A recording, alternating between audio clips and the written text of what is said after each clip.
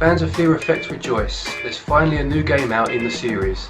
However, this is much different to those that came before it. So, is it as awkward as me doing my first ever filmed intro? Or is it as smooth as the proverbial silk? Let's find out.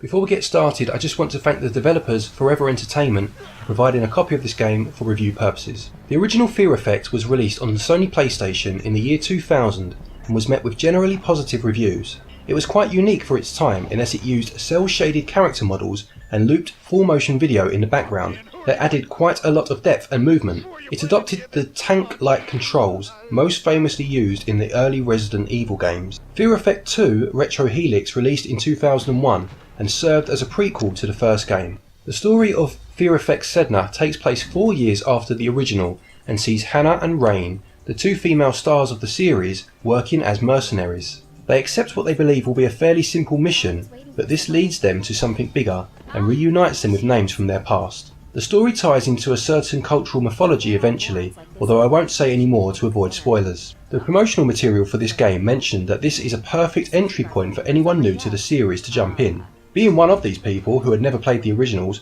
I'm not sure that I would agree with this statement entirely. The game certainly assumes that you know who these people are and know their backstories, and for this reason I spent the first few cutscenes not really knowing what was happening. There's nothing I can do from here. I'll go and check the other way. Security systems offer no resistance to me. I'll save the princess. Which is never an ideal way to start a story. Having said that, you soon get the gist, and the exposition soon starts to come and it fills in the gaps. The story is quite interesting and quite wide in its scope, and I would give it 15 out of 20. The gameplay for Fear Effect Sedna takes place on an isometric playing field and is reminiscent of the Syndicate series by Bullfrog from back in the 90s. You control your character with the left stick, clicking it into crouch and enter in stealth mode. You use ZR to fire your weapon and X to reload. Y will use a medipack, and the A button selects your character's specific special weapon. You can select between your characters by pressing the L and R buttons, and you will need to split your characters up sometimes in order to solve certain puzzles. A click of the right stick brings the characters back together so that you can control both again. What I found most impressive about this game is how often it changes the gameplay up.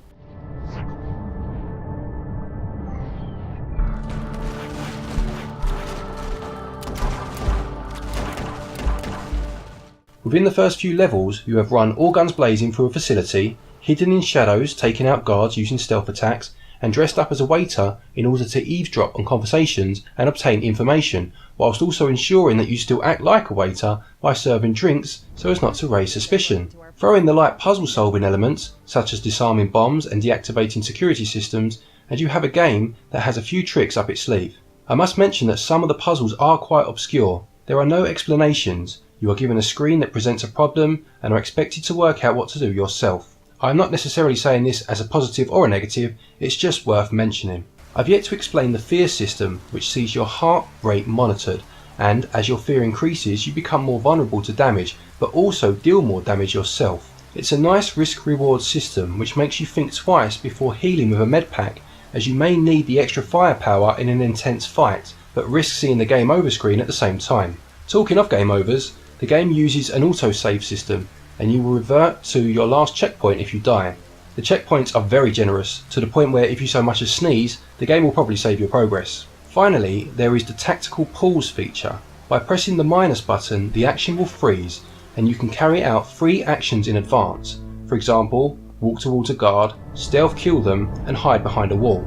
A second press of the minus button sees the action continue, and your characters will move on their predetermined path. If the guard were to turn around while your character was attempting your orders, you would need to react to this, so it's not a surefire win. It would be a stretch to say the game becomes a fully fledged strategy game, but it does add a nice layer of strategy to the action, and it's a clever addition to what is already a feature-packed game. The gameplay and controls are definitely strong points of the game, which is as it should be, and I score this section 18 out of 20. As an additional, I do just want to mention that if you turn the game off and return to it later, the cursor is on the start game option by default, rather than the continue option as is the case with most games. This could lead to you deleting your save data and starting a new game if you are not paying attention. Just remember to move down to the load option to avoid embarrassment and frustration. The game has a nice graphical style, both in-game and via the cutscenes. Cutscenes are presented with cel-shaded graphics which look clean and the animations are smooth. It's like an animated comic book and was a good choice. The game also uses static cutscenes sometimes, usually to show a conversation between two characters mid-mission. This is also quite a gory game, with plenty of blood on show and quite ingenious ways of killing you on the said game over screens. I'm told this is very much in line with the original games. The in-game graphics also look good, with nicely detailed environments and some cool locations. A very early level which begins on a rooftop with rain lashing down could have come straight out of Blade Runner.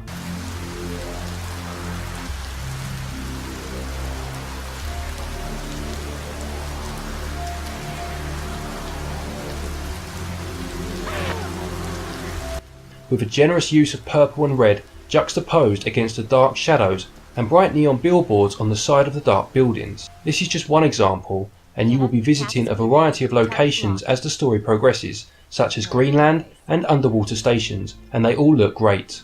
I cannot stress enough how static screenshots do not do this game justice. It's safe to say that I'm a big fan of this stylish art design choice, and graphics get a 17 out of 20. The music in the game is suitably sci-fi-esque. It builds throughout a level to reach a precipice just as the action ramps up.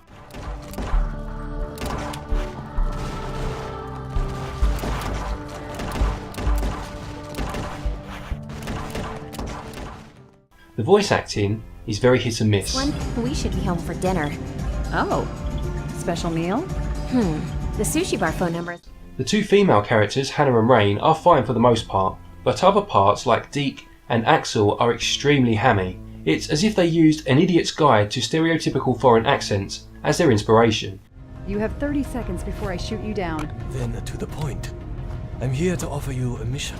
A very well paid mission. It's not a huge issue and was maybe done to pay homage to the originals, but it does pull the game away from the dark, gritty world the graphics try to establish into something altogether more campy. Also, some of the lines spoken by the characters are pretty cringeworthy at times. Music builds the atmosphere, but the voices miss the mark for me, and this area gets 15 out of 20. The game costs £15.99 or $19.99. It has a near 7GB download size, and this is evident in the game's high production values. This is the sort of game that deserves its higher eShop price and delivers on its promise. It's quite a tough game in some places too, especially in the stealth sections, which I found particularly difficult, although as already mentioned, checkpoints are frequent and fair.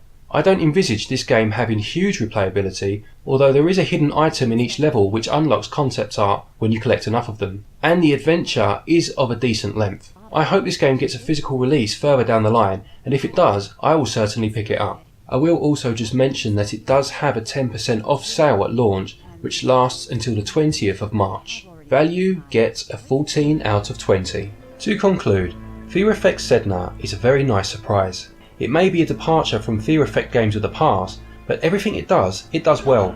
Having played a couple of the higher profile, higher priced eShop games recently and being left disappointed, this has restored my faith in higher tier priced games. If you are a fan of the original series, pick this one up to see the characters you know in their latest adventure. If you are a fan of action, or strategy, or stealth games, then this game has you covered there too. I had a lot of fun with this one, and it receives a Switch Up score of 79%. Many thanks for watching this review, and please remember to keep it Switch Up for all things Switch all the time, and as always, happy gaming.